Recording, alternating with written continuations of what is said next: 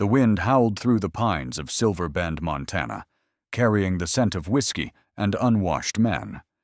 Beneath a sagging tent, flapping like a wounded bird, a sign nailed to a splintered post read, "Goods and labor. No questions." This wasn't the kind of place where deals were made in daylight. It was where desperate men traded things they'd sooner forget. Jasper Holt moved through the crowd like a shadow, his bear-hide coat crusted with old snow.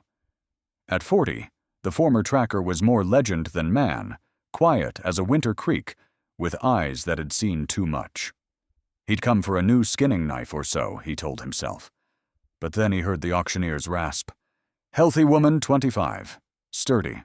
Comes with a child. No kin. No sickness, bids start low. The woman Lila stood rigid under a flickering lantern, her dress torn at the seams, boots caked in mud. A baby whimpered against her chest. The auctioneer smirked.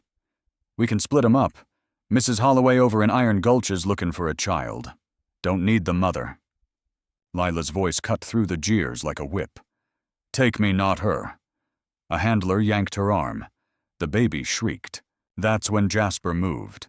No grand speech. Just 2 silver coins dropped into the dirt with a thud that silenced the crowd. She comes with me, he said, hand outstretched.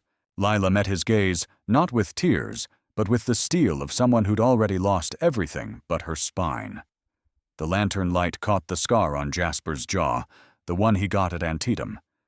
Maybe she saw the ghosts there. Maybe she didn't care. Then, just as Jasper turned to leave, a voice drawled from the shadows. Ain't you the fella who shot his own partner over a poker game? The crowd stiffened. Jasper didn't flinch. No, he said, adjusting his grip on the knife at his belt. But I'll shoot the next man who asks. Lila's lips twitched, almost a smile. And for the first time in years, Jasper felt something stir in his chest. Not guilt, not regret. Just the quiet thrill of a story about to turn. The seller's laugh died in his throat when Jasper's hand drifted toward the Colt at his hip. $2 covers what I say it covers, he said, voice quieter than a rattler's warning. The man paled, stepping back so fast he tripped over a crate of stolen whiskey. Lila didn't wait for permission. She moved to Jasper's side, her chin high, the baby's tiny fists tangled in her shawl. The crowd parted like scared cattle. Snow began to fall as they left that godforsaken camp, thick and silent, burying the mud, the stink, the memory of what almost happened. Jasper didn't speak, didn't need to. His hand hovered near the small of Lila's back, not guiding, just there, solid as a riverbank in a storm. The baby swaddled in Jasper's spare coat hiccuped against Lila's shoulder. Halfway up the ridge, Lila's knees buckled. Jasper caught her elbow without a word, his grip firm but careful, like handling a spooked mare. You're freezing, he muttered, shrugging off his scarf and wrapping it around her neck. The wool smelled of pine smoke and gunpowder. Lila wanted to hate it. Instead, she breathed deeper. Then snap. A twig broke in the trees.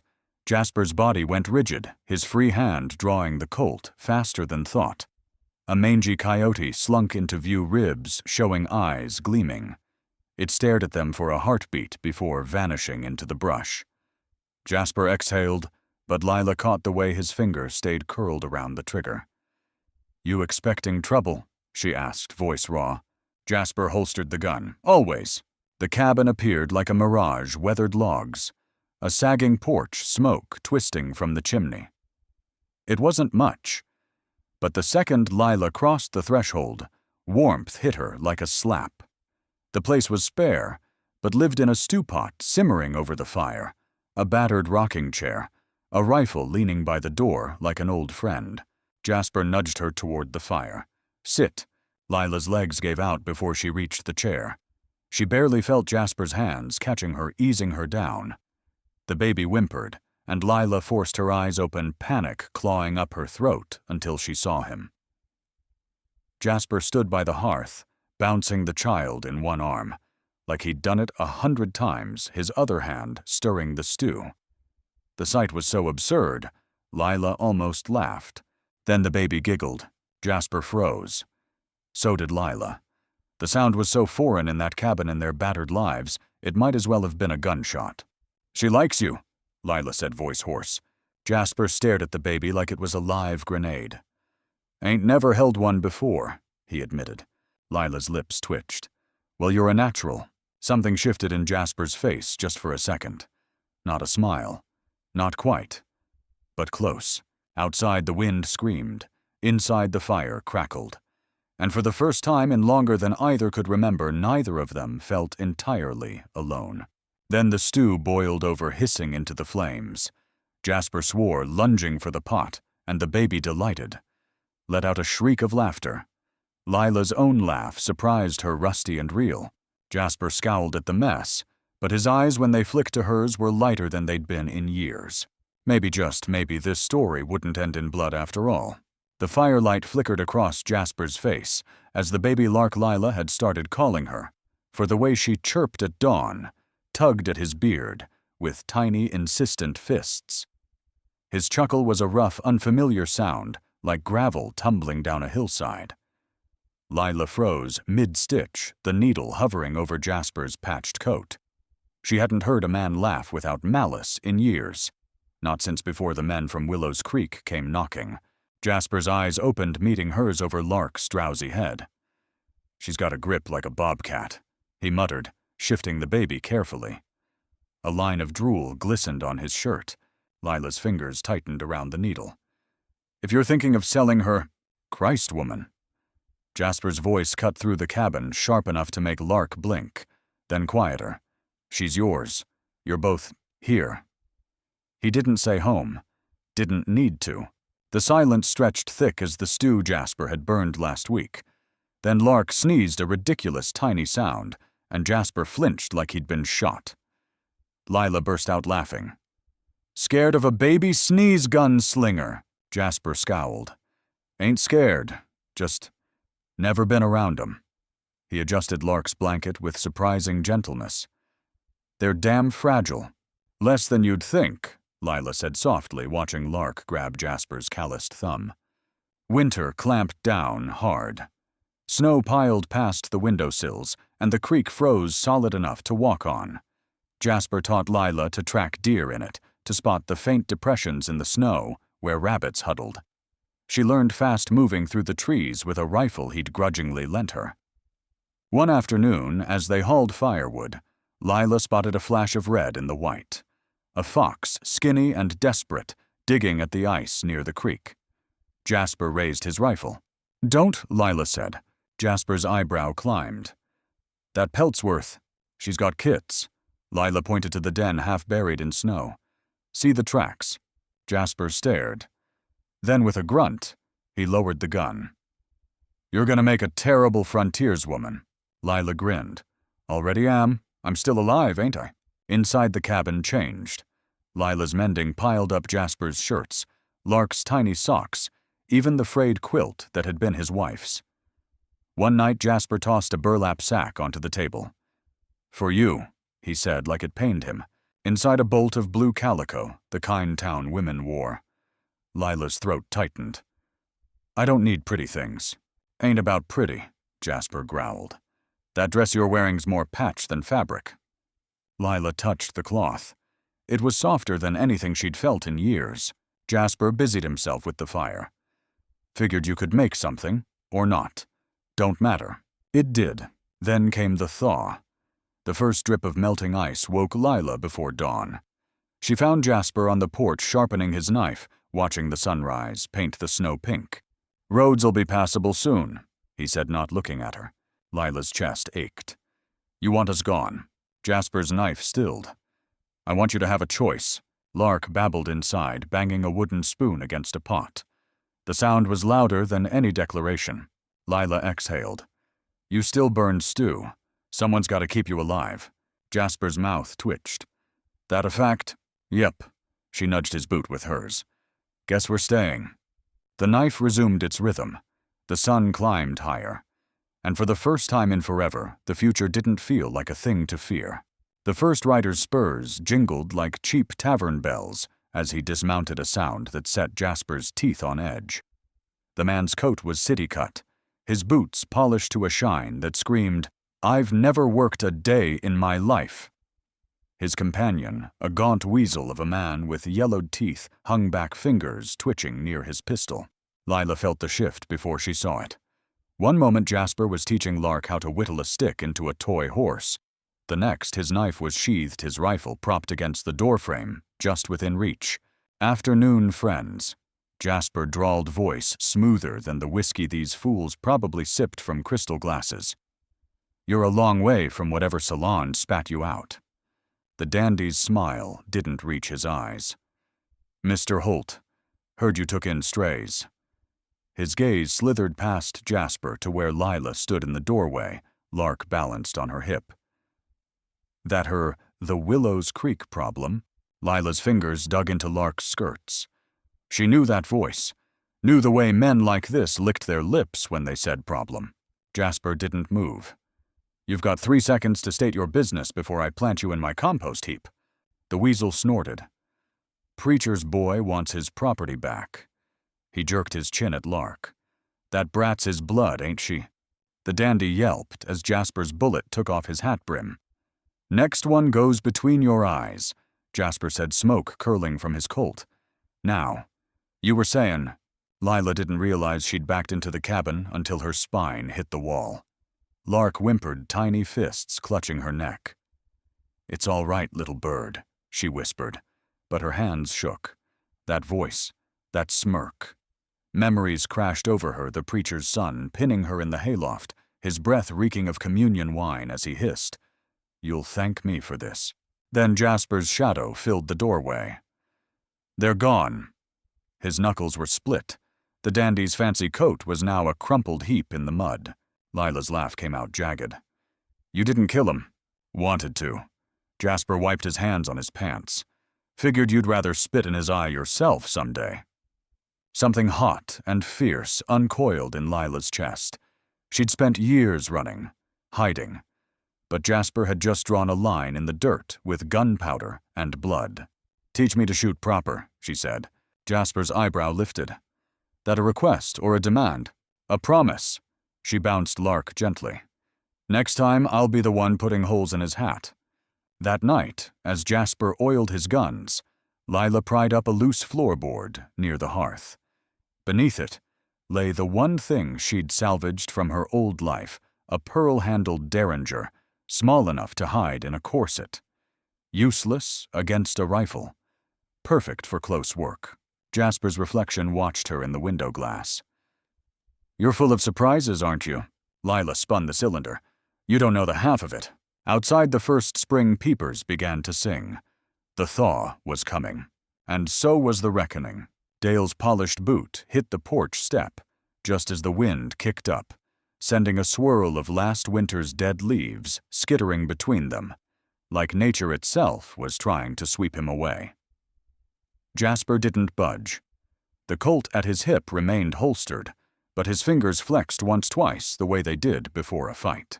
"You don't want to do this, Whitaker," Jasper said, so calm it made the lawyer Quinn edge backward. Dale's grin widened. "Oh, but I do. See, I've got the law." He tapped the affidavit. "You've got, what, a stolen woman and a bastard child." Behind Jasper, Lila's breath hitched. Little Lark Evangeline, the name tasted like bile, buried her face in her mother's neck. Then came the click. Not from Jasper. From the derringer Lila had pressed against Dale's ribs through the cabin wall, its barrel nudging him right where his fancy waistcoat covered his liver. "I've got a bullet with your name on it." Lila whispered, her voice sweet as poisoned honey. "And unlike you, I don't need paperwork to make things legal." Dale froze. Quinn dropped his briefcase. Jasper burst out laughing, a rough, delighted sound that startled a crow from the nearby pines. "Damn woman, you been holding out on me." Lila didn't smile, just cocked the hammer. "You remember this gun, Dale? You gave it to me after the first time you..." Dale's smugness cracked like thin ice. "Funny thing about small towns," Jasper drawled, pulling a folded letter from his coat. "Turns out your old housekeeper kept a diary. Reverend Harlan's got plenty to say about what really happened in Willows Creek." He tossed the pages at Quinn's feet. "How's that affidavit looking now, counselor?" The lawyer scrambled to read his face, paling. A twig snapped in the woods. Then another. Jasper's eyes flicked to the tree line, where Finch, the grizzled ex-investigator, leaned against a pine with a rifle casual over his shoulder. 3 more men flanked him, the blacksmith from 2 Pines, the midwife who'd delivered Lark, and the sheriff whose badge gleamed in the morning light. "Seems you've got an audience, Dale," Jasper said softly. "Might want to choose your next words real careful." Dale's throat worked. For the first time, the predator looked cornered. Lila pressed the derringer harder. "Run," she breathed. "And if I ever see you again, I won't miss." The silence that followed was thicker than church wine. Then Dale Whitaker, heir to the Willows Creek fortune, turned on his polished heel and fled like the devil himself was at his back. As the carriage rattled away, Jasper turned to Lila. "You were bluffing." She opened her palm. The derringer's chambers were empty. "Was I?" Finch spat tobacco into the dirt. "Hell of a woman you got there, Holt." Jasper looked at Lila, at the fierce light in her eyes, at the way Lark peeked over her shoulder with a toddler's curious grin. Something warm and unnameable settled in his chest. "Yeah," he said quieter than he meant to. "Hell of a woman." And just like that, the war was over. But the story was just beginning. The courtroom in Dry Bend smelled of pine tar and desperation, the kind of place where justice came slow and grudging. Jasper sat stiff-backed in the front row, his hat clenched between his hands like he was strangling a rattlesnake. Lila, no Margot, now she'd reclaimed her given name for this fight, sat beside him. Lark bundled close, despite the child's fever having broken. The girl clutched the little wooden spoon Jasper had carved her tiny thumb, rubbing the letters of her name like a talisman. Dale Whitaker swaggered in late, his lawyer Quinn trailing like a bad smell. The judge, a wiry man with spectacles perched on the end of his nose, didn't look up from Finch's stack of documents. "Mr. Whitaker," he drawled, "your affidavit claims this child was taken unlawfully. Yet Reverend Harland here swears under oath you publicly denounced both mother and infant as bastard filth in front of 20 congregants." From the back of the room came a woman's voice, sharp as broken glass. "Make that 21. Every head turned. A red-haired woman in a mud-spattered riding habit stood in the doorway, one hand on her hip, the other holding a leather-bound ledger. "Miss Adelaide Clark," she announced, "formerly head housekeeper at Willow Creek Manor. I kept the real books." She tossed the ledger onto the judge's bench with a thud that made Quinn jump. Page 43 records the $200 bribes. Page 67 notes the special donations to the church to keep Reverend Harland's predecessor quiet. The courtroom erupted. Jasper leaned toward Margot, whispering, "You planned this." Margot's smile was all teeth. "Adelaide owed me a favor. Turns out stealing the family silver makes for excellent blackmail." Just as the judge banged his gavel, the doors burst open again, this time revealing a hollow-cheeked young woman gripping a squalling infant of her own. "He took my sister," she shouted, pointing at Dale. "After Margot left, he came for Mary. She disappeared after telling him no." The gallery exploded. The judge's gavel cracked like gunfire. And Dale Whitaker. For the first time in his privileged life, the color drained from his face like someone had pulled the plug. 2 hours later, the verdict came down, harder than a Montana hailstorm. Dale's parental rights severed. Permanent restraining order. And thanks to Adelaide's ledger, a warrant for his arrest on charges of bribery and obstruction. As the crowd dispersed, Finch clapped Jasper on the shoulder. "Hell of a show. Almost makes me want to unretire." Almost Jasper eyed the way Adelaide was now flirting shamelessly with the deputy. Finch spat tobacco into a spittoon. Some stories write themselves better without lawyers mucking about. That night, back at the cabin, Lark slept soundly for the first time in weeks, her tiny fingers still wrapped around Jasper's thumb. Margot stood at the window, watching the first real spring stars pierce the sky. "You're quiet," Jasper observed, stirring honey into her tea the way she liked it. She took the cup, their fingers brushing. "Just thinking about how stories end." Jasper snorted. This ain't an ending. He nodded toward Lark, who'd kicked off her blankets with typical toddler defiance. That's a damn beginning. Margot laughed a real full-bodied sound that made Jasper's chest do something funny. Then she did what she'd been wanting to do for months. She kissed him. Not sweetly, not gently, but like a woman claiming her future with both hands. When she pulled back, Jasper's ears were pink. "Well," he managed, voice rougher than gravel, "guess I'll need to carve another spoon." "Why's that?" "For the next one."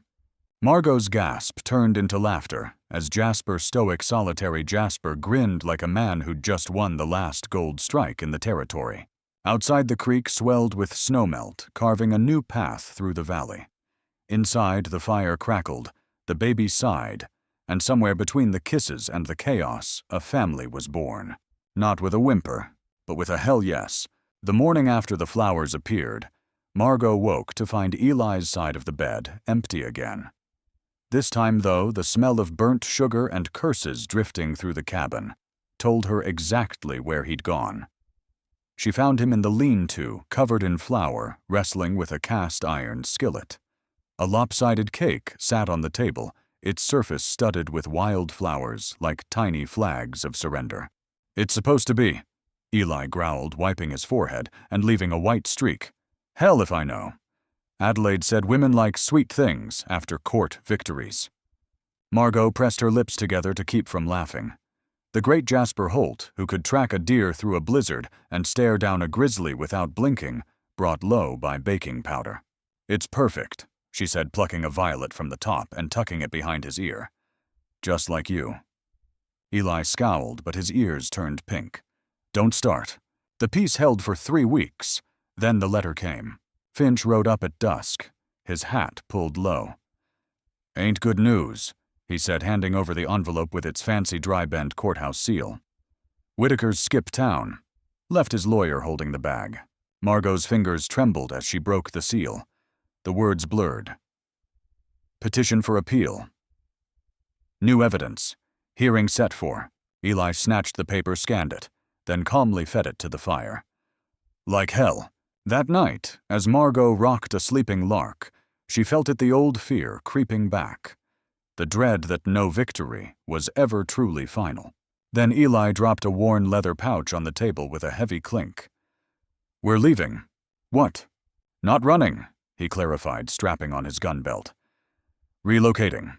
Got a claim up near Glacier Peak. Better land. Farther from this." He gestured at the dying embers of the court letter.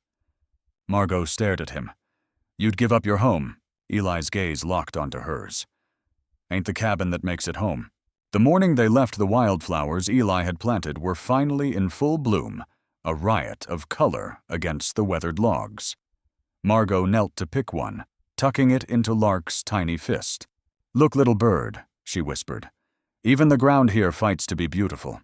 Behind them, the cabin door creaked shut for the last time. Eli didn't look back, but as they reached the ridge, Margot turned, saw the flowers, the hearth smoke still curling from the chimney, the life they'd built from nothing. Then Eli's calloused hand found hers. "We'll plant more," he promised, and just like that, with a child between them and the whole wild frontier ahead, they walked into the sunrise. Not as survivors, as conquerors. The walnut ring stayed on Margot's finger through summer storms and autumn harvests, its dark grain growing smoother with each passing day, just like their lives. The cabin walls, once bare, now boasted Lark's crooked drawings of horses and flowers, pinned up with the same care Eli gave to skinning a deer. Then came the morning the preacher rode up. Not Reverend Harland, God bless that old man's one good eye, but a young firebrand from Dry Bend, his collar too tight, his Bible too shiny. He dismounted with the grace of a startled goat, eyeing Eli's rifle propped by the door. "Mr. Holt," he began, "your arrangement has caused talk." Eli didn't look up from sharpening his axe. "Ain't an arrangement. It's a family." The preacher's Adam's apple bobbed. "Without holy matrimony, the child's soul." Crash. Margot dropped the wash basin deliberately at his feet. soapy water splashing his polished boots. "Her soul's just fine, Reverend. In fact, she held up her wooden ring. I'd say it's in better hands than most." Lark chose that moment to barrel out the door, brandishing a stick like a sword. "I'm a knight," she declared, whacking the preacher's knee. Eli's shoulders shook with silent laughter. The preacher fled. That winter, the snow came early. Margot woke one December dawn to find Eli gone and the cabin suspiciously warm. She followed the tracks out back to the old smokehouse now transformed. Eli stood amidst a chaos of wood shavings, his hands raw from carving. Before him rose a child-sized table, its legs etched with daisies to match Margot's ring. 2 tiny chairs flanked it. "Schoolhouse," he grunted, wiping sweat from his brow. "Figured if we're gonna host every kid in the territory." Margot kissed him then properly for the first time, right as Lark came barreling in and knocked them both into the sawdust. Later, as they sat around the new table eating stew, burnt, of course, Lark traced the carved flowers with solemn pride. "Papa made this," she announced to no one in particular. Eli's spoon froze mid-air. Margot's breath caught. The word hung there, papa, as natural as the sunrise. "Yeah," Eli said at last, voice rough. "Guess I did." Outside, the snow kept falling, blanketing their little world in quiet. Inside the fire crackled the stew steamed, and 3 hearts beat in perfect unspoken rhythm. No vows needed, just love wild and stubborn as the daisies pushing through the frost. The blue ribbon became Evie's crown. She wore it to bed, to lessons, even when helping Eli mend fences, though it often ended up snagged on branches or dipped in berry stains. Margot would click her tongue, washing it gently each night, while the child slept only for the ritual to repeat at dawn. Then came the morning the ribbon vanished. Evie's wail split the peace like an axe through kindling. "It's gone. The wind took it." She pointed accusingly at the meadow where buttercups swayed. Eli knelt examining the grass. "Wind don't steal," he mused. "But magpies do." Margot's eyes narrowed. "Or," she said, plucking a single blue thread from a nearby thorn bush, "someone's been playing fox." Eli followed the trail a scrap here, a strand there, leading not to any bird's nest, but to the hollow log, where he stored his whittling tools. Inside, curled around the ribbon like a dragon with treasure, sat a fat raccoon. "Well, I'll be damned," Eli muttered. "Bandit stole from a bandit." Evie, suddenly tearless, declared the raccoon her very best friend and demanded they name him Blue. Margot sighed. Eli grinned. And just like that, the Wilder household gained its 4th member. The seasons turned. Blue, the raccoon, grew sleek on stolen corn cobs, and the occasional ribbon Eli learned to carve wooden hairpins instead. The cabin's reputation spread further. Now folks came not just for bread or mending, but for Margot's remedies. The woman who'd once been called Temptation now brewed willow bark tea that could tame a fever better than any town doctor.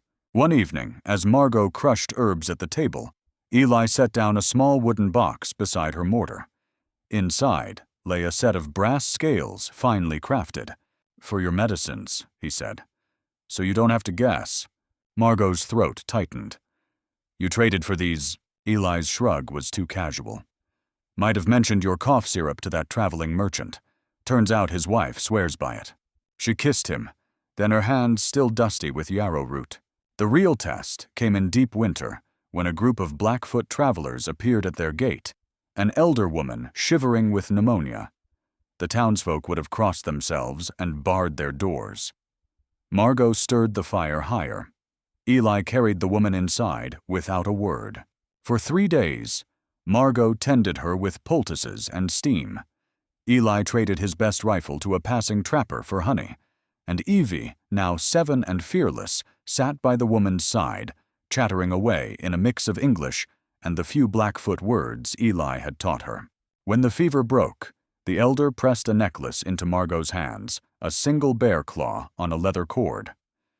"You walk 2 worlds," she said, "healer and warrior both." That night, as snow piled against the windows, Eli fastened the clasp for Margot. His breath was warm against her neck. "Suits you," he murmured. Outside, the wind howled. Inside blew, the raccoon stole Eli's last biscuit. And in the space between heartbeats, Margot realized something terrifying and wonderful. They were happy, not the fleeting kind. The deep-rooted, weathered kind, like oaks that bend but don't break. The kind that could survive winters and bandits and lost ribbons. The kind that lasts. The stars burned bright over the Wilder homestead that night, but the real fire was inside Margot's chest as she leaned against Eli's shoulder. 11 years. 11 winters since he'd dropped those $2 silver in the mud. Now here they sat, their daughter, asleep inside their land, thriving their love, worn comfortable as Eli's old boots. Then the coyotes started singing. Not the usual yips and howls, but a frantic chorus that had Eli on his feet before the last note faded. "That's no hunt," he muttered, grabbing his rifle. "That's a warning." Margot smelled it before she saw it, the acrid tang of smoke threading through the pine scent. East Ridge. Too close. They found the fire already licking at the old fence-line sparks dancing toward the dry summer grass. But this was no accident. Glass shards glittered in the moonlight whiskey bottles, and footprints leading back toward town. Eli's jaw went granite. Whitaker's boys. Dale might be long gone, but his cousins had never stopped muttering about that stolen child. Margot didn't hesitate. She grabbed Evie's rain barrel and started dousing the flames.